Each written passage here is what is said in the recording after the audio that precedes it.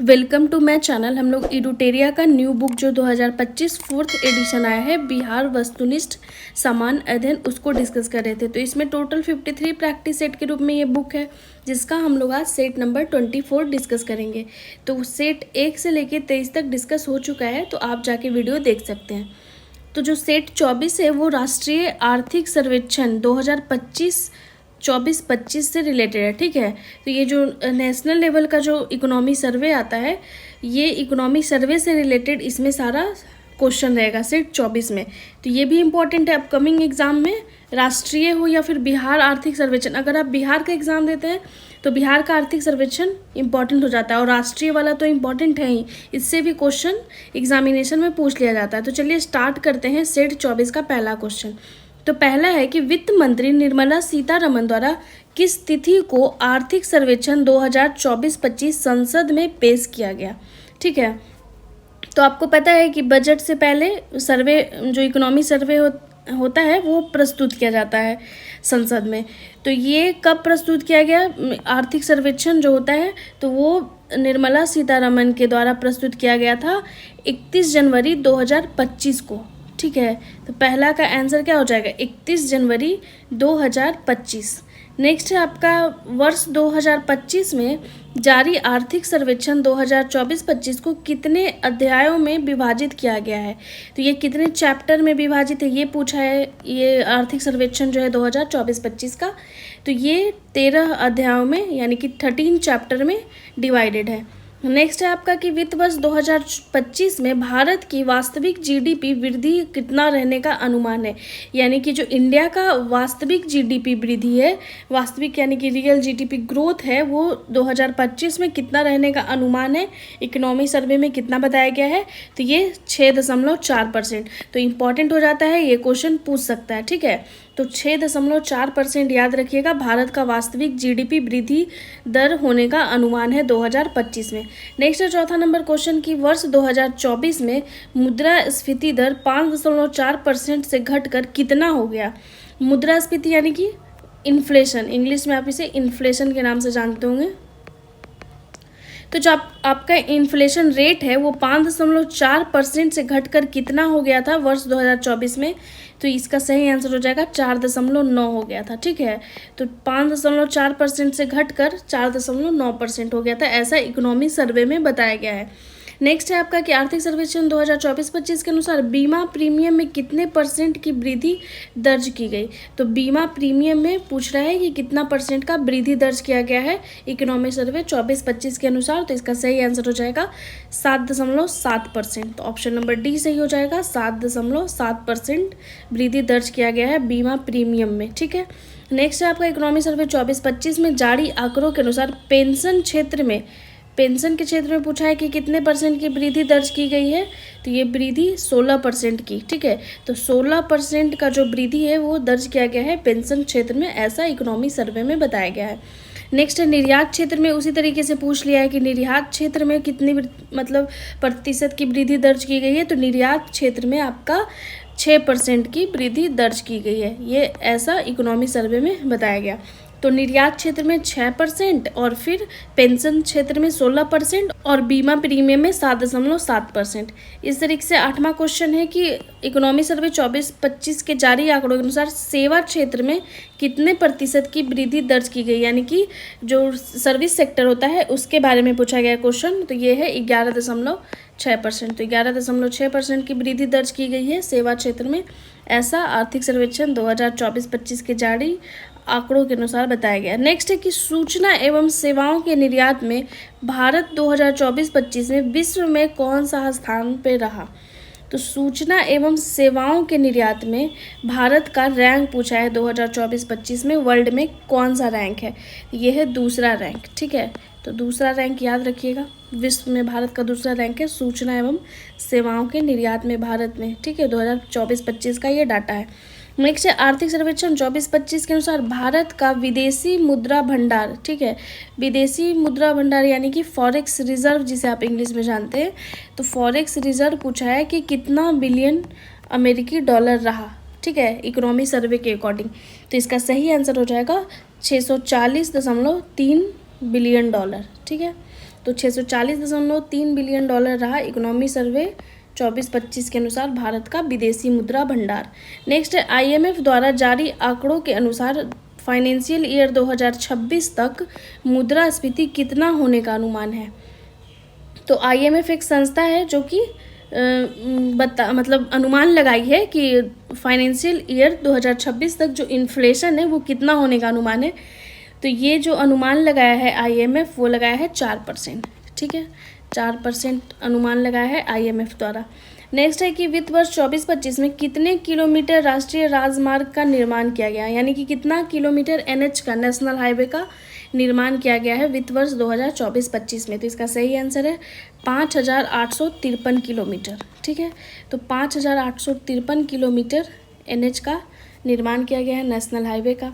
Next है कि सर्वेक्षण 2024-25 के अनुसार दिसंबर 2024 तक अक्षय ऊर्जा क्षमता के सालाना आधार पर कितने, ठीक है यहाँ पे थोड़ा सा मिसप्रिंट हो गया, कितने प्रतिशत की वृद्धि दर्ज की गई। तो इसका सही आंसर हो जाएगा 15.8%। ठीक है, तो अक्षय ऊर्जा क्षमता के सालाना आधार पर 15.8% की वृद्धि दर्ज की गई है दिसंबर 2024 तक। नेक्स्ट है कि इकोनॉमी सर्वे 2024-25 में जारी आंकड़ों के अनुसार ऑटोमोबाइल की बिक्री में कितने प्रतिशत की वृद्धि दर्ज की गई। तो ऑटोमोबाइल की बिक्री में जो वृद्धि दर्ज की गई है वो है आपका 12.5 यानी कि 12.5%। तो 12.5% वृद्धि दर्ज हुआ है ऑटोमोबाइल सेक्टर में। ठीक है, नेक्स्ट है आर्थिक सर्वेक्षण 24-25 के अनुसार वित्त वर्ष 2024 में बेरोजगारी दर घटकर कितना प्रतिशत रह गया है। ऐसा मतलब पूछ सकता है क्वेश्चन, इंपॉर्टेंट हो जाता है। तो इसका सही आंसर है 3.2%। तो 3.2% बेरोजगारी दर रह गया है। ठीक है, किसके अनुसार, तो आर्थिक सर्वेक्षण 2024-25 के अनुसार वित्त वर्ष 2024 में बेरोजगारी दर घटकर 3.2% पे रह गया है। नेक्स्ट है कि सर्वेक्षण 2024-25 के आंकड़ों के अनुसार कर्मचारी भविष्य निधि संगठन, ठीक है, जिसे आप इंग्लिश में EPFO का निवल अंशदान 61 लाख से बढ़कर कितना हो गया है। तो ये 61 लाख से बढ़कर 131 लाख हो गया है। ऑप्शन नंबर बी सही हो जाएगा, 131 लाख। नेक्स्ट है आर्थिक सर्वेक्षण 24-25 के अनुसार वित्त वर्ष 2024 में कुल बीमा प्रीमियम 7.7% से बढ़कर कितना पहुंच गया है। तो ये पहुंच गया है 11.2 लाख करोड़ रुपए में। ठीक है, तो ऑप्शन नंबर ए सही हो जाएगा, 11.2 लाख करोड़ रुपए। नेक्स्ट है कि Mercer CFA institute global pension index 2024 के अनुसार भारत का समग्र सूचकांक मान वर्ष 2023 में 45.9 से घटकर वर्ष 2024 में कितना हो गया। तो इसका सही आंसर हो जाएगा 44 हो गया, मतलब 45.9 से घटकर 44 हो गया। नेक्स्ट है कि राष्ट्रीय पेंशन प्रणाली और अटल पेंशन योजना के भारत में पेंशन अभिदाताओं की संख्या में 2023 की तुलना में कितने प्रतिशत की वृद्धि दर्ज की गई। तो इसका सही आंसर हो जाएगा 16% की वृद्धि दर्ज की गई है। ठीक है, नेक्स्ट है आपका 20वां नंबर क्वेश्चन कि केंद्र सरकार ने किस तिथि को सरकारी कर्मचारियों के लिए एकीकृत पेंशन योजना यानी कि UPS की स्वीकृति दी है। ठीक है, यूनिफाइड पेंशन जो है आया है, एकीकृत पेंशन योजना UPS जिसे कहते हैं। ठीक है, तो ये पूछ रहा है कि किस तिथि को स्वीकृति दिया गया है। तो इसका सही आंसर हो जाएगा 24 अगस्त 2024। ठीक है, तो 24 अगस्त 2024 को ही सरकारी कर्मचारियों के लिए UPS की स्वीकृति दी है। नेक्स्ट है कि एकीकृत पेंशन योजना के अनुसार यानी UPS के अनुसार सरकारी कर्मचारियों को सेवानिवृत्ति की तारीख से पहले 12 महीनों के औसत मूल वेतन का कितना प्रतिशत पेंशन के रूप में दिया जाएगा।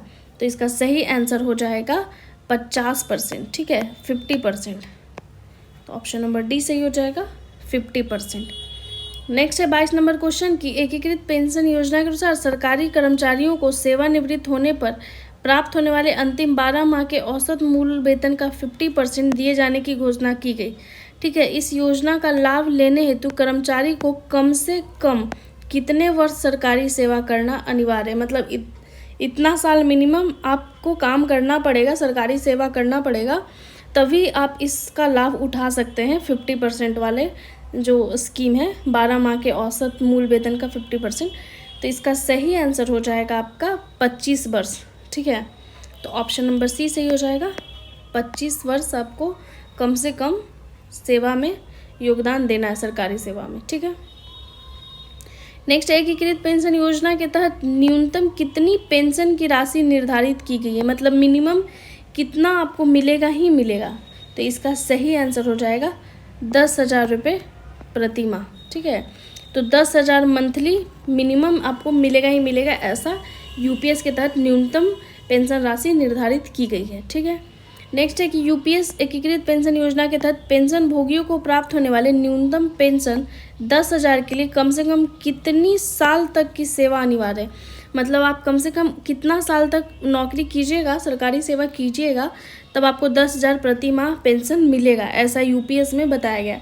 तो इसका सही आंसर हो जाएगा 10 साल, यानी आपको 10 साल गवर्नमेंट जॉब करना ही पड़ेगा, तब आपको 10,000 के लिए आप एलिजिबल हो जाइएगा प्रति माह, ठीक है। अगर आप 25 साल तक नौकरी कर लेते हैं तो आपको इस तरीके का पेंशन मिलेगा, अंतिम 12 माह का जो औसत मूल वेतन होगा उसका 50%, ठीक है।